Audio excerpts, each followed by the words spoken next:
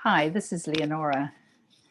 Today I want to talk a little bit about why things get worse before they get better.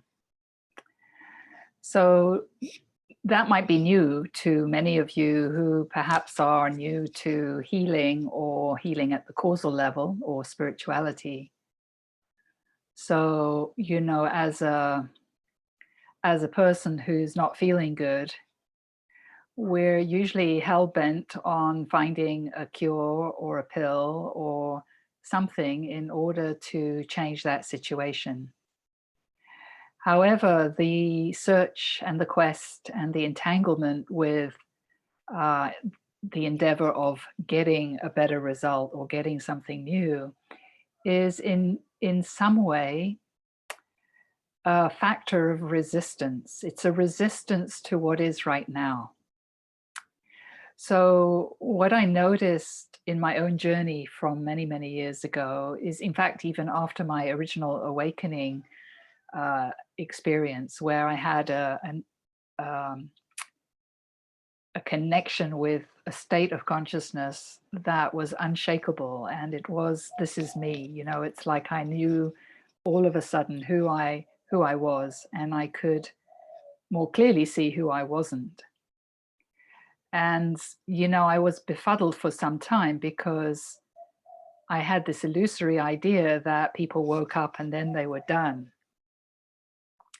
And that was not what was happening to me. In fact, the opposite was happening. I had this profound experience.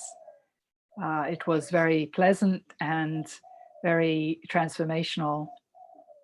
And it's like somebody watered a seed and the seed grew. But the process of that growth had to push against the restricted idea that I had of myself, and of which I was mostly unconscious. So what actually happened as a result of that is it illuminated all the shadows and all the restrictions, or the cage that I lived within. And that cage was built to keep me safe. So it's naturally built, alchemically built, when the nervous system gets overwhelmed and you're traumatized. You either fight or you run or you freeze. But in each of those, unless you return back to yourself, there's a disconnect, and a storyteller gets born, and a story gets born, and a position gets born. And that position is there to ensure that you stay safe. So if you got hurt in a dark alley, you probably don't go down dark alleys anymore. So that's what the position is doing. That is what the ego or the identity is ensuring your safety.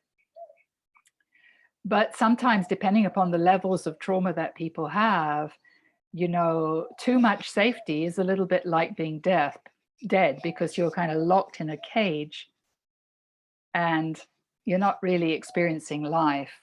So there's an old adage that I think has great value. If you fall off the horse, it's worthwhile to get back on it. And that kind of is part of the cure for that restrictedness of protection that can get built around us.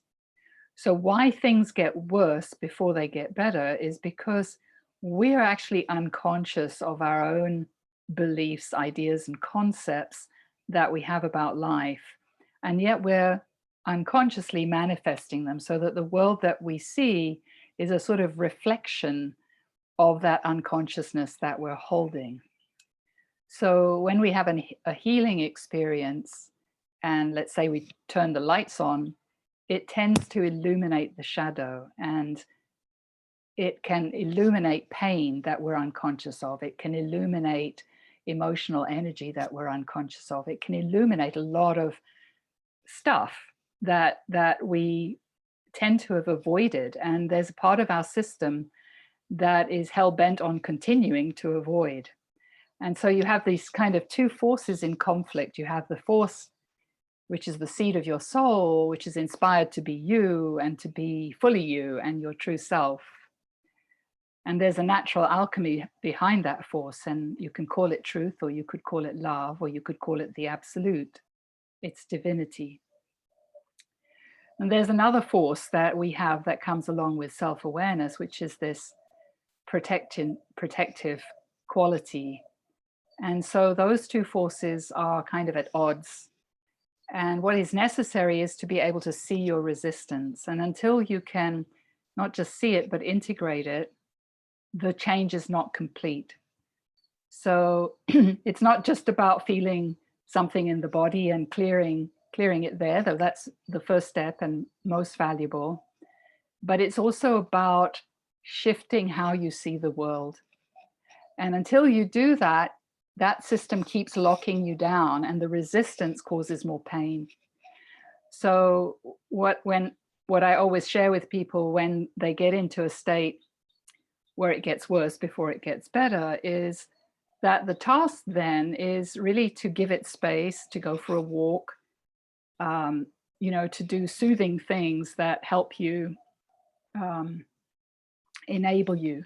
Walks in nature, for example, are very good, or having a bath with lavender oil is very good. There's things that listening to your favorite music or podcasts, inspirational things.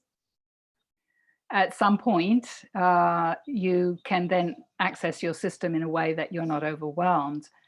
And the sooner that you kind of allow what's happening to happen, the sooner you accept and allow the pain or the resistance that's there, the sooner you can move through it and integrate it. So, I wanted to share this because it might appear to some that it's not working, like we're so primed and conditioned to take a pill so the pain goes away. But if we're healing at the causal layer, the pain is actually an indicator of where we need to work and what we need to meet in a loving way. So there's a lot more on that topic, but if you like my content, please consider subscribing and sharing. And there are more videos that you can watch that talk about trauma and how that affects us. Okay, bye for now.